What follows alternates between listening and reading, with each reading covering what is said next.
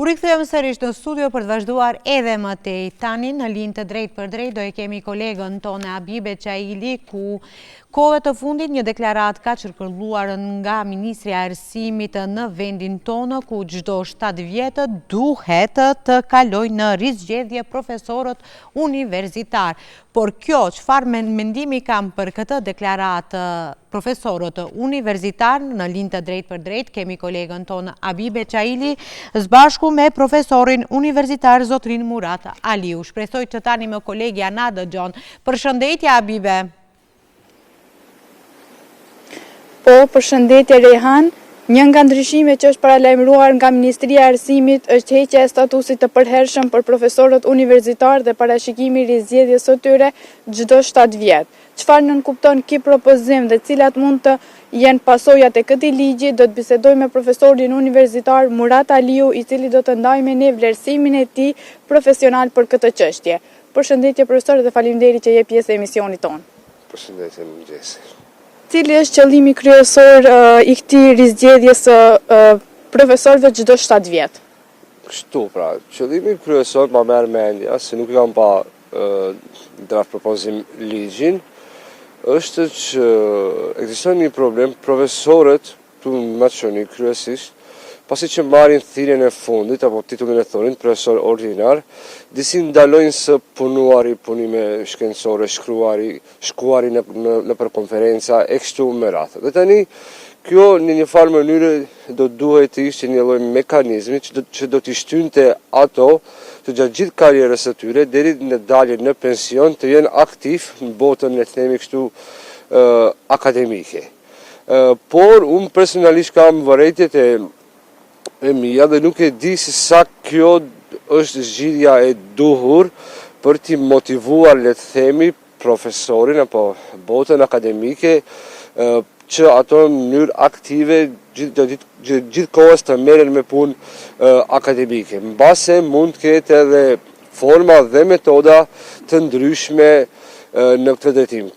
Kjo për shkak se rizgjedhja në çdo 7 vjet disi po mban të pazgjidhur gjatë gjithë kohës statusin e profesorit dhe kjo disi po shkakton një lloj pasigurie dhe antagonizmi tek vetë le të themi një profesor universitar. Pra mënyrat, modelet mund të shihen se si këto do duhet të motivohen, por nuk mendoj që kjo mënyrë do të ishte apo është e duhura.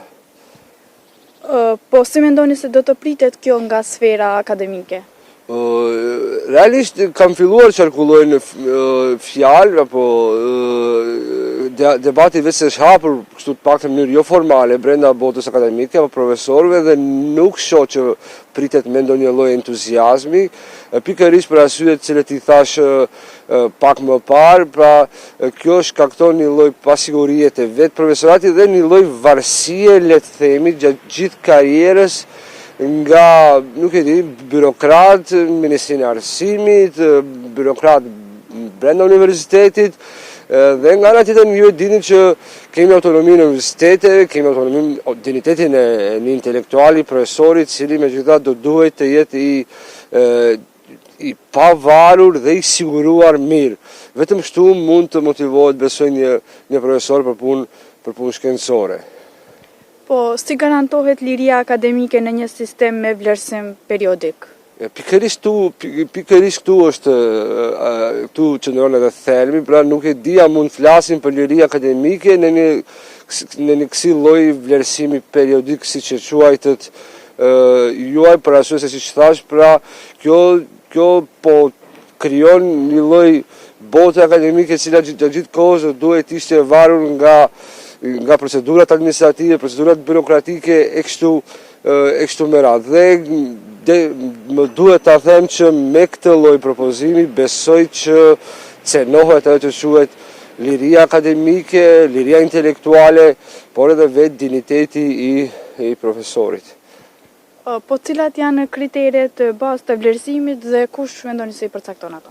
Kështu pra, duhet ta themi të vërtetën që deri më tani kriteret e vlerësimit apo kriteret për marrjen e thirrjeve akademike apo titujve akademik vërtet në Republikën e Maqedonisë kanë qenë të lehta. Nuk di në asnjë vend botës, flas për vendet serioze të botës, që në moshën 40 vjeçare dikush mbas edhe më herët të zhitet profesor ordinar. Dhe këtu ministria ka të drejtë kur ajo dëshiron që ti vështirësoj apo përforcoj kriteret e marrjes së këtyre thirrjeve apo titujve. Por kjo nuk do duhet të ishte mënyra apo modeli, ka mënyra tjera e kështu me radhë. Pra, parimisht do të pajtohemi që kriteret kanë qenë shumë janë për momentin, me ligjin aktual janë le të themi të lehta dhe në dijenin time ligjëri që përgatitet për të sjellë në kuvend për arsim të lartë flasim pra, janë parashikuar disa ndryshime në kritere, përforcime, rritje standardeve dhe kjo mbasi do të ishte mënyra më e duhur për ta rritur edhe kriterin e vlerësimit, por edhe për motivim shkencor se sa ky vlerësimi periodik. Pra, përgjithsisht do të për ta rrumbullaksuar ligji aktual nuk është i kënaqshëm, por edhe ligji i ri me këto lloj paralajmërimesh nuk besoj që është gjithë problemin. Po, a janë universitetet tona të gatshme për zbatim objektiv të këtij modeli? Modelit të vlerësimit periodik, apo tani nuk mund ta themi diçka të tilla janë gatshme, por sigurisht tani ligjin nëse sillet ky lloj ligji ne do duhet ta zbatojmë, se të jona sigurisht kanë probleme të ndryshme, mbase edhe nuk janë të gatshëm, por nëse sillet ligji ne nuk kemi edhe zgjidhje tjetër. Por besoj thellë që kjo mas nuk do të këto lloj dispozitash nuk do të parashihen në ligj dhe do të gjenden një zgjidhje tjetër më ndryshe se sa kjo. Po, si do të trajtohen profesorët me përvojë të gjatë ose afër pensionit?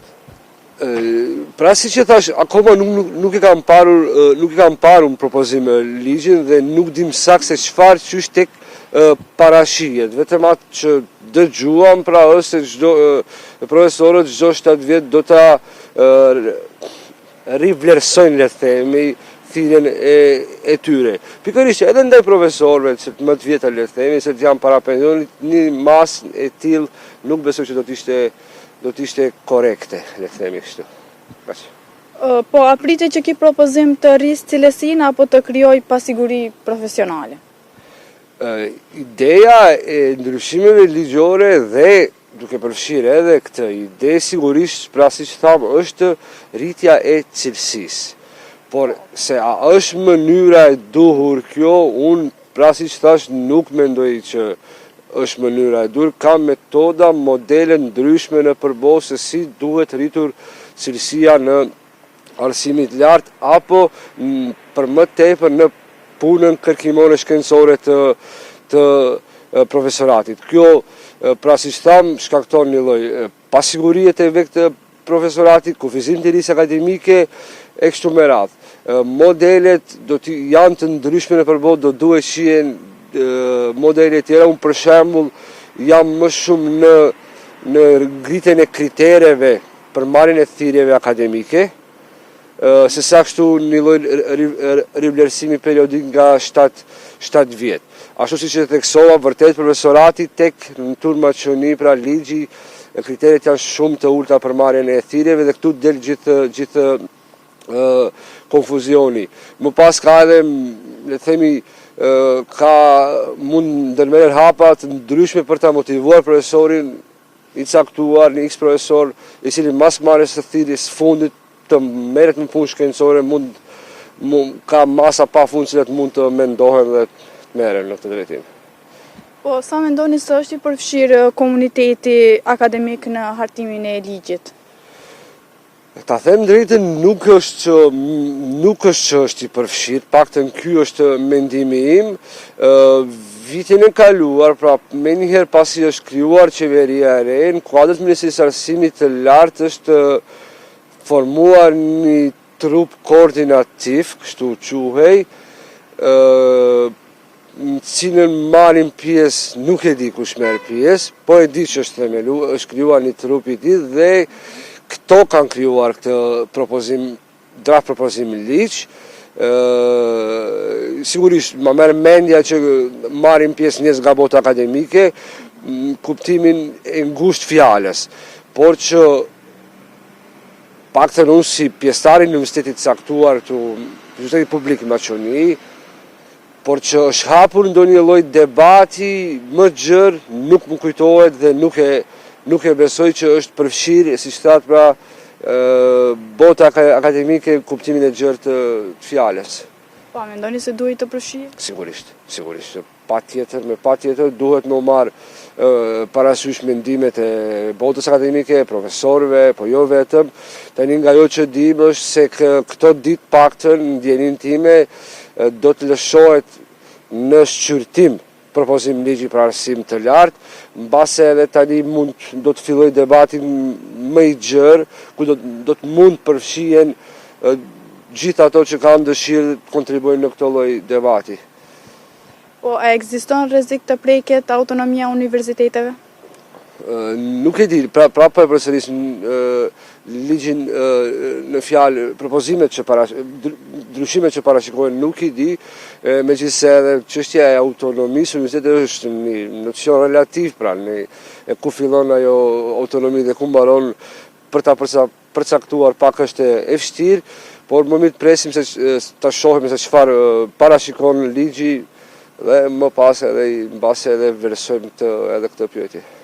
Faleminderit shumë për kohën që ndaj. Faleminderit juve. Po pra, rizgjedhja e profesorëve çdo 7 vjet është një ide që synon cilësinë, por ngre edhe dilema serioze. Para se të kthehet në ligj, mbetet kyçe që vendimi të ndërtohet me dialog, transparencë dhe garanci për lirinë akademike. Rejhane? Të falimderit të shumë Abibe për gjitha këto informacione që i dhe pikërisht në emisionin ton të mëngjesit, si dhe mendimi i profesorit se çfarë ishte për këtë deklaratë nga Ministria e Arsimit. Ju falimderit edhe njëherë.